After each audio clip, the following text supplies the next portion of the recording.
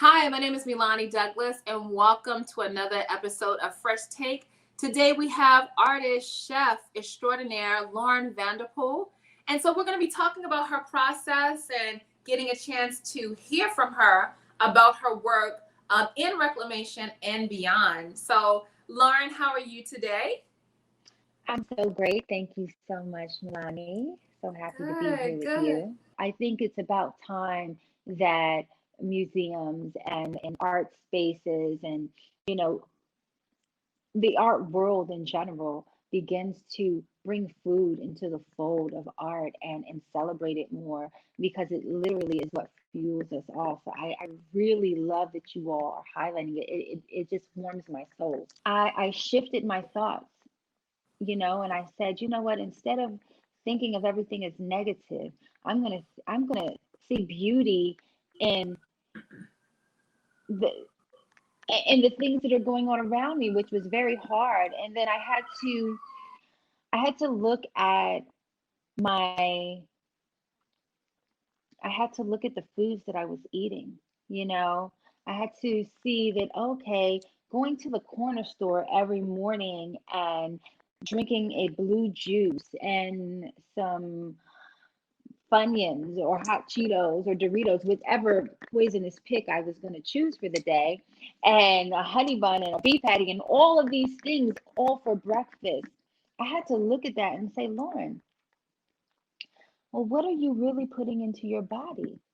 You can't even think properly because you're not getting enough oxygen to your brain to operate. You're not getting enough oxygen to your cells, to your entire body. So I had to look at that and really the understanding of what you eat, you become, really translated to what you think you become, what you feel you become. Oh, wow, okay. So I have complete power. I'm a co-creator in my reality. I don't have to haphazardly go along with life and haphazardly create. I get to say, okay, wow. Well, papayas have enzymes in it that are good for your digestion. It's good for your skin. Oh, wow. I need to eat papayas. Matter of fact, I'm going to do a mono meal of papayas for breakfast instead of eating that. Oh, okay. You mean that greens help to oxygenate the cells in my body? Okay. Well, I need to be drinking a lot of green juice. You mean to tell me that water is programmable and that I can speak words and life and play music to my water to change the molecular structure of it, to deem it a higher frequency? So that goes into my body and transforms every cell in my body. You mean to tell me that my body is mostly water and I have the power to reprogram and transform every cell in my body in an instant with certain sound frequencies? Wow. So I had to transform and let go and heal and cleanse and release and reclaim my soul. And I did it with very simple things. I did it with my food. I did it with my thoughts. I did it with my feelings. I did it with what I allowed people to put into my body as far as words. What I chose to digest from other people's opinions and words towards me. I had to really just clear everything, cleanse my circle, and my life has now become a reflection of all of that I did. And so, yeah, that was a part of my my reclamation. I find it very important to honor our elders and those who came before us and those whose shoulders we stand on. And I must honor my great grandmother, Mommy Sue, who was my first culinary instructor. She took me in the kitchen when I was 4 years old and she taught me how to make such beautiful Caribbean dishes. Her husband was Chinese and she was an Amerindian Indian woman. They both met in Guyana. So the influence of the Guyanese cuisine with the Asian and the traditional Amerindian cuisine kind of folded all together. And I literally have never tasted food as good as my great grandmother. So anytime I go in the kitchen, I bring her with me. And I've had amazing mentors. Like I said, Queen Afua, who is my spiritual mother. We live in the same building. We're like at the hip, you know.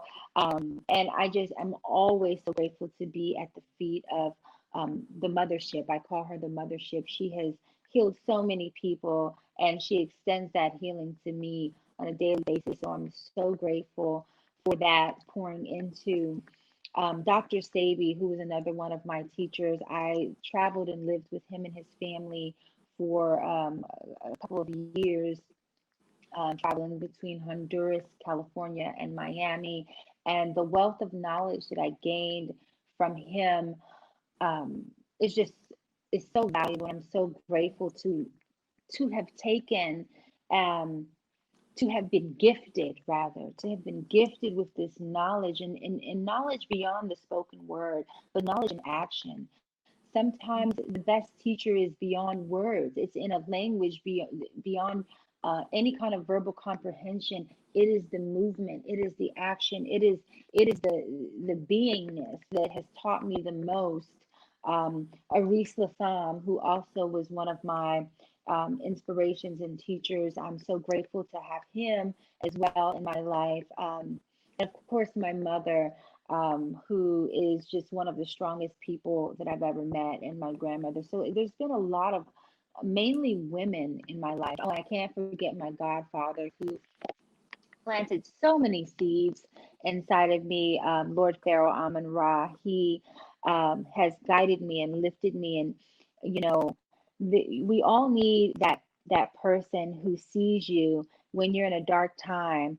And lifts you up and dusts you off and allows you to shine anew again. So I've had people in my life that have loved me past my pain, loved me past my shortcomings, and have lifted me and taught me and poured into me, and they've been the elders, you know. So I believe that it takes the wisdom from the elders and the energy from the youth to really transform the planet, um, and really bring forth what I like to call the new world. So